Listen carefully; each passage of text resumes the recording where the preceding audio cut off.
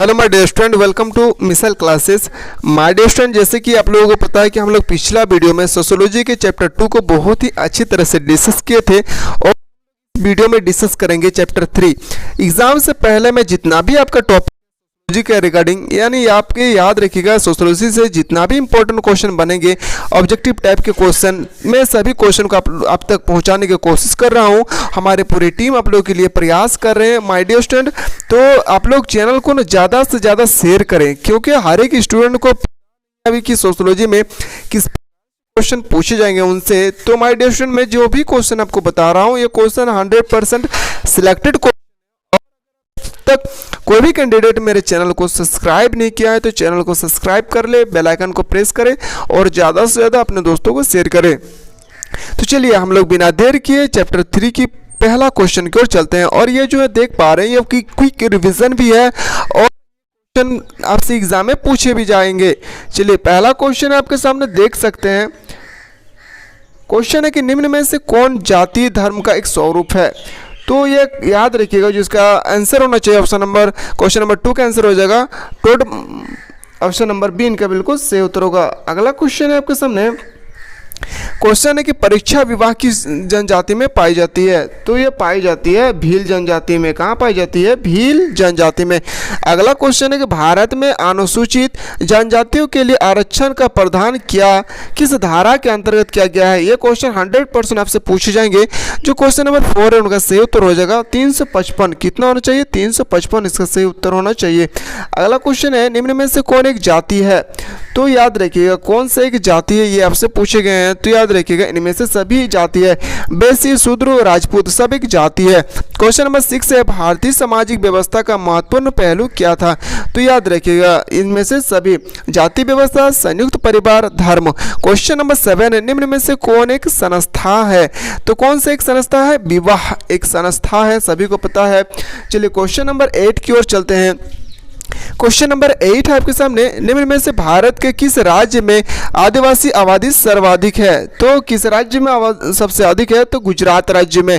जाति व्यवस्था की उत्पत्ति से संबंधित प्रजातीय सिद्धांत का प्रतिपादक निम्न में से कौन सा विद्वान है। तो कौन सा विद्वान है? रिजले। कौन से विद्वान है my dear student? Option number B इनका बिल्कुल सही उत्तर हो जाएगा। क्वेश्चन नंबर 10 है आपके सामने। निम्न में से कौन एक संस्था है। तब मैंने जस्ट अभी बताया कि संस्था का मतलब होता है गैदरिंग, यानी राष्ट्रीय गांव परिवार सब क्या है? संस्था है। अगला क्वेश्चन क्यों चलते हैं। क्वेश्चन नंबर 11 है आपके सामने। निम्न में से कौन जाति व्यवस्था की एक मौलिक विशेषता नहीं है। तो कौन सी है जो एक जाति व्यवस्था का मौलिक विशेषता नहीं है? तो सामाजिक गतिशीलता। क्या होना चाहिए? सामाजिक गतिशीलता इनका बिल्कुल सही उत्तर हो जाएगा। भारत का सबसे बड़ा जनजातीय समूह कौन सा है। तो भारत का सबसे बड़ा जो ये क्वेश्चन का 100% एग्जाम में आपसे पूछे जाएंगे और इसका जो राइट आंसर होना चाहिए ऑप्शन नंबर सी यानी क्वेश्चन है संविधान के किस अनुसूची या अनुच्छेद के द्वारा लोकसभा अनुसूचित जनजाति एवं जनजाति के सदस्य के लिए स्थान आरक्षित किया गया है। तो याद रखिएगा 333 अनुच्छेद 330 के रिगार्डिंग इसका सही उत्तर हो जाएगा। अगला क्वेश्चन है कि खास बहुपति विवाह किस जनजाति में पाया जाता है। तो किस जनजाति में पाया जाता है। तो माय डियर स्टूडेंट इसका सही उत्तर हो जाएगा खस। ऑप्शन नंबर डी इनका बिल्कुल सही उत्तर होगा। किसने कहा? जाति एक बंद वर्ग। 100% ये क्वेश्चन आपसे पूछे जाएंगे। तो किसने कहा था? तो याद रखिएगा मजूमदार एवं मदन। किसने कहा था? मजूमदार एवं मदन। चलिए क्वेश्चन नंबर 16 की ओर मूव करते हैं। क्वेश्चन नंबर 16 है आपके पास कि कौन सा आदिवासी समाज मातृ प्रधान है। तो कौन सा समाज होना चाहिए? इसका ऑप्शन हो जाएगा इनमें से कोई नहीं। कौन भारतीय समाज की सबसे प्रमुख विशेषता है। तो अभी मैंने पिछला वीडियो में ये भी बताया था कि अनेकता में एकता। क्या होना चाहिए? अनेकता में एकता इनका बिल्कुल सही उत्तर होना चाहिए। क्वेश्चन है 18 निम्न में से कौन जनजातीय समाज की समस्या नहीं है। तो कौन सी जनजातीय समाज की समस्या नहीं है? ऑप्शन नंबर सी इनका बिल्कुल सही उत्तर हो जाएगा। अगला क्वेश्चन है आपके सामने क्वेश्चन नंबर 19, निम्नलिखित में से कौन परिवार की विशेषता है? परिवार की विशेषता क्या है? तो सभी को पता है इनमें से सभी सीमित आकार, सार्वभौमिकता या भावनात्मक आधार। निम्न में से कौन जाति की विशेषता है? तो जाति की विशेषता क्या होना चाहिए? तो इनमें से सभी। ऑप्शन नंबर डी इनका बिल्कुल सही उत्तर हो जाएगा। अगला क्वेश्चन है आपके सामने, निम्नलिखित में से बंद स्त्रीकरण का उदाहरण कौन सा है? तो कौन सा ऑप्शन होना चाहिए? ऑप्शन नंबर सी जाति हो जाएगा। क्वेश्चन नंबर 22, निम्न में से कौन सा एक कारक भारतीय जाति व्यवस्था में परिवर्तन का उत्तरदायित्व है? तो याद रखिएगा औद्योगिकरण। क्या है? ऑप्शन नंबर ए इनका बिल्कुल सही उत्तर हो जाएगा। क्वेश्चन है, भील नामक जनजाति किस राज्य में पाई जाती है? बहुत इंपॉर्टेंट क्वेश्चन है यह। क्वेश्चन आपसे 100% एग्जाम में पूछे जाएंगे क्वेश्चन है। तो इसका जो सही उत्तर होगा मध्य प्रदेश। मध्य प्रदेश की राजधानी भोपाल। अगला क्वेश्चन क्यों चलते हैं क्वेश्चन नंबर 24 है, निम्न में से कौन जाति की विशेषता नहीं है? तो जाति की कौन सी विशेषता नहीं हो सकता है? तो याद रखिएगा खुलापन। क्या होना चाहिए? खुलापन इनका बिल्कुल सही उत्तर होगा। चाचा नातेदारी के किस श्रेणी के अंतर्गत आता है? मोस्ट इंपॉर्टेंट क्वेश्चन है। इसका जो राइट आंसर होना चाहिए क्वेश्चन नंबर द्वितीय यानी बी नंबर हो जाएगा। क्वेश्चन नंबर 26 है, निम्न में से कौन नातेदारी में स्पष्ट रूप से नहीं आता है? तो कौन नहीं आता है? तो याद रखिएगा विवाह व अन्य संबंध। विवाह व अन्य संबंध इनका बिल्कुल सही उत्तर होगा ऑप्शन नंबर बी। अगला क्वेश्चन है, जाति व्यवस्था की उत्पत्ति संबंधित देवत्व का सिद्धांत किस वेद में वर्णित है? तो किस वेद में वर्णित है ये आपको पता होना चाहिए। ऋग्वेद, यजुर्वेद, अथर्ववेद और सामवेद। तो ये इसका जो राइट आंसर होगा option number B Samaveda. Question है आपके सामने, जनजातीय समाज में निम्न में से क्या नहीं पाया जाता है? क्वेश्चन नंबर 29, तो क्या नहीं पाया जाता? याद रखिएगा ऑप्शन नंबर सी इनका बिल्कुल सही उत्तर होगा। अगला क्वेश्चन की ओर चलते हैं। क्वेश्चन नंबर नेक्स्ट है आपके सामने कि घुमकुरिया किस जनजाति में पाया जाता है? तो घुमकुरिया किस जनजाति में पाया जाता है? तो याद रखिएगा ऑप्शन नंबर सी उराव जनजाति। ऑप्शन नंबर सी इसका हो जाएगा उराव जनजाति। अगला क्वेश्चन की ओर चलते हैं। क्वेश्चन नंबर नेक्स्ट है 31, जाति व्यवस्था का व्यवसायत्मक सिद्धांत के प्रतिपादक कौन है? तो कौन हो जाएगा? रिजले। ऑप्शन नंबर ए इनका बिल्कुल सही उत्तर होना चाहिए। जाति का आधार क्या है? तो जाति का आधार हो जाएगा जन्म। जन्म से ही हमें जात पात के बारे में पता चल जाता है। निम्न में से कौन द्विज नहीं कहलाते हैं? तो द्विज कौन नहीं कहलाते हैं? तो याद रखिएगा इसको जो राइट आंसर होना चाहिए,